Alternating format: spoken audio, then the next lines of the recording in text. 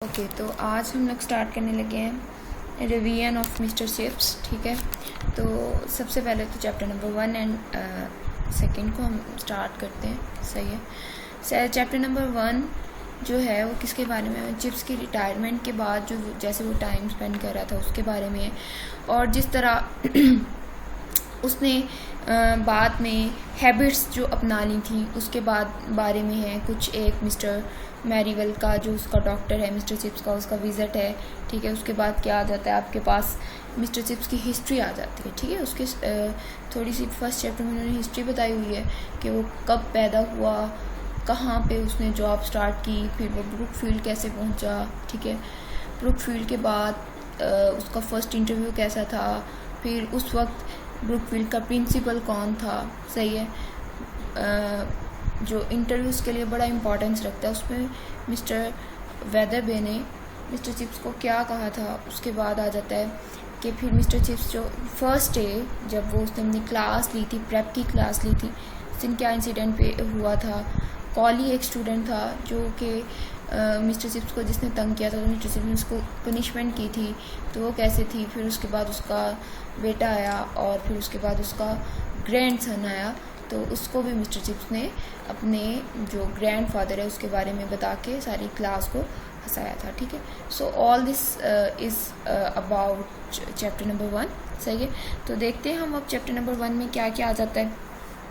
In the first paragraph of this chapter they have told about the time that Mr. Chips spent about after his retirement। ठीक है, तो retirement के बाद उसका वक्त कैसे गुजरता था। वो ऐसे कह रहे थे कि जो उसका वक्त है ना वो बड़ा स्लो हो जाता है। कहते हैं कि जब आप बूढ़े हो जाते हैं तो आपका वक्त बड़ा स्लो हो जाता है। उसके बाद क्या था कि वो क्या करता था, क्योंकि जो ब्रुकफील्ड के में उसने टाइम गुजारा था तो उसके लिए बड़ा इंपॉर्टेंस रखता था। जैसे ही बेल होती थी तो ये काम करता था, अब छुट्टी हो गई तो ये काम कर रहा है। ऐसे ही उसने क्या करना कि जैसे ही लास्ट बेल होनी उनकी, क्योंकि वहाँ पे तो सोने के लिए भी बेल होती है, तो जैसे ही उनकी लास्ट बेल होनी तो मिस्टर चिप्स ने क्या करना, अपने जो वहाँ पे उनका जो आतिशदान है उसके आगे उसने क्या करनी, वाइट गॉज पुट करना और अपना क्लॉक को वुंड अप करना और फिर एक डिटेक्टिव नॉवल उठाना और अपने बिस्तर में चले जाना। ठीक है, अपनी बेड पे लेट जाना, और बमुश्किल वो एक पेज ही ख़त्म करता था तो उसे नींद आ जाती थी। नेक्स्ट क्या है, फिर उन्होंने बताया कि मैरीवेल ने विज़िट किया। मैरीवेल ने उसे कहा कि आप बहुत ज़्यादा फिट हैं, तो आपको कभी भी कोई ऐसी मौत नहीं आएगी जो कि किसी ख़तरनाक बीमारी की जैसे होगी, बल्कि आपको एक नेचुरल डेथ जो है वो आपको होगी। ठीक है, hope so you all are understanding. So इसके बाद उसने कहा है कि आपके पास क्या आ जाता है, एक मिनट मुझे देखने दे बच्चे। सही है, yes. The next paragraph is all about mister chips birth.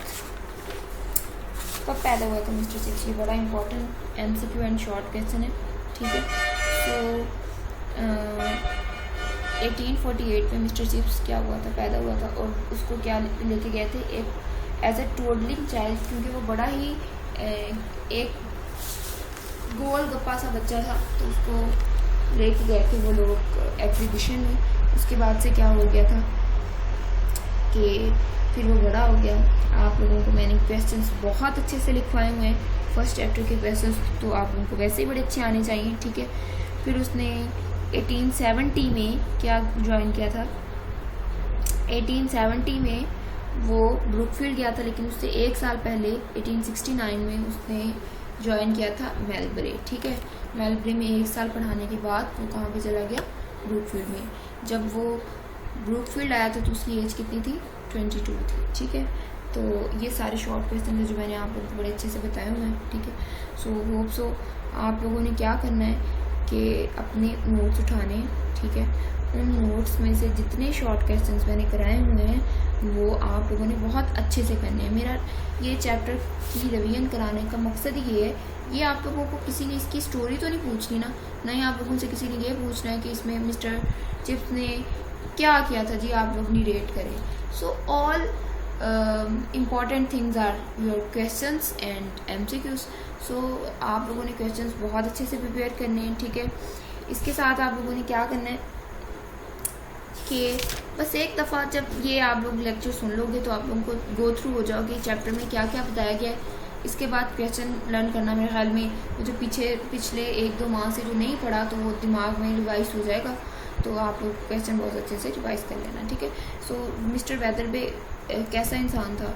Mister वेदरबे एक काइंड हार्ट पर्सन था। इसके बाद क्या था कि कब था मिस्टर वेदरबे 1870s में ब्रूकफील्ड का हेडमास्टर था, ठीक है।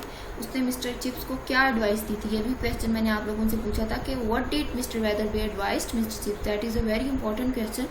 तो उसने एडवाइस क्या की थी कि आप जो हैं वो यंग हैं, ठीक है, और जो ब्रूकफील्ड है वो एक पुराना इंस्टीट्यूट है, एक ओल्ड आपके पास क्या है बुक में लिखा हुआ है ओल्ड फाउंडेशन है। तो जब youth and age often combines well, give your enthusiasm to Brookfield and Brookfield will give you something in return, ठीक है। यहाँ तक आप लोगों ने इसका आंसर करना है। नेक्स्ट है कि how did mister Chips punish Colley? Who was Colley? Colley was so एक क्वेश्चन मैंने आप लोगों को लिखवाया, who was Colley? Colley was the student whom Mr. Chips punished for the very first time. Mr. Chips gave him 100 lines to write down in punishment, as a punishment. So ऐसे आप लिख सकते हो, आप लोगों को आंसर्स लिखवाए हुए हैं, ठीक है। फिर what did Mr. Chips say to the grandson of Collie? तो ये भी आप लोगों को आंसर बुक में लास्ट लाइन में मिल जाएगा। नेक्स्ट चैप्टर है आपके पास ब्रूकफील्ड के बारे में, सही है, तो हम नेक्स्ट वीडियो में देखेंगे। अच्छा, अब आप लोगों ने क्या करना है कि ये जो ईडियम्स है ना, ये बड़े इंपॉर्टेंट ईडियम्स हैं, बड़ी मुश्किल से कि मैंने ढूंढे हैं। यही मैं आप लोगों को एक्चुअली कराना चाह रही थी, लेकिन तब मुझे ये मिले नहीं थे, तो अब मैंने ये साथ साथ आप लोगों को इनके बना के दिए। तो मैं एक दफ़ा आप लोगों को रिवाइज कर देती हूँ। बोन ऑफ कंटेंशन ऑब्वियसली आप लोगों ने इनको पढ़ा हुआ होगा, लेकिन वो क्या है कि अब आप लोग इन्हीं को जो मैं बता रही हूँ साथ साथ इन्हीं को बहुत अच्छे से कर लो, तो ये आपके लिए पेपर के लिए बड़े इंपॉर्टेंट है। बोन ऑफ कंटेंशन कहते हैं झगड़े की वजह, ठीक है। So this house is a bone of contention between two brothers. Blue blood कहते हैं, क्या कहते हैं, खानदानी खून, ठीक है। He has a blue blood in his when. Above all का मतलब होता है बिला शुबा, बगैर किसी शक के। He likes all his friend, मतलब सबसे ज़्यादा, सही। He likes his all his friends above all Ali, कि सबसे ज़्यादा वो अली को पसंद करता है।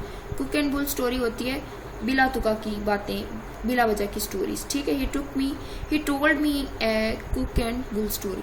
ए बैड हैबिट कहते हैं एक बुरा कर्ज, जैसे कि किसी गरीब के ऊपर बड़ा कर्ज चढ़ जाए। तो bad habit is not normally paid back above board. Yes, above board is बिला शुबा, बिला शक। His honesty with his friend is above board. Desire for का मतलब होता है ख्वाहिश करना। He has a strong desire for money. Die in harness का मतलब होता है कि अपने कानून में, कवानीन में या अमली ज़िंदगी में मतलब मर जाना। Quaid-e Azam died in harness. Bring to light, the murder was brought to light at last. 10 है, 2 मिनट ज़्यादा 5 मिनट लगेंगे लर्न करने के लिए, इसको अच्छे से आप लोगों ने लर्न करनी है। नेक्स्ट है आपका ऐसे कायदे आज़म है। सो बच्चे, आज की जिस डेट में आप ये लेक्चर सुने, काइंडली उसी डेट में इन चीज़ों को रिवाइज कर लें। ये मेरी आप लोगों से बड़ी हम्बल रिक्वेस्ट है, ठीक है। इतना ज़्यादा टाइम नहीं लगेगा, ज़्यादा से ज़्यादा आधा घंटा या 1 घंटा लग जाएगा। इसको बहुत अच्छे से रिवाइज करना है, आप लोगों ने बहुत से लर्न करना है, वो तो पहले से ही किया हुआ है। सो कायदे आज़म को आप लोगों ने बहुत अच्छे से लर्न करना है। नेक्स्ट इज़ योर असाइनमेंट, क्योंकि मैंने तुम लोगों पर बड़ी मेहनत की हुई है, ठीक है, टेंसेस कराने के लिए। सो मैं उम्मीद कर सकती हूँ कि आप लोगों को कुछ ना कुछ आते होंगे। सो अपने नोट्स खोलना, रिवाइज करना, 10-10 सेंटेंसेस बनाने हैं, ठीक है। ऐसे करना है, कॉपी पे लिखना है, पिक बनानी है और आप लोगों ने सबमिट करानी है, ठीक है। ये आप लोगों ने लाजमी करने हैं, ठीक है। अब मैं आप लोगों को डंडे तो मार नहीं सकती, लेकिन हम्बल रिक्वेस्ट है कि आप लोग ये करें, ज़रूर करें, ठीक है। ओके जी।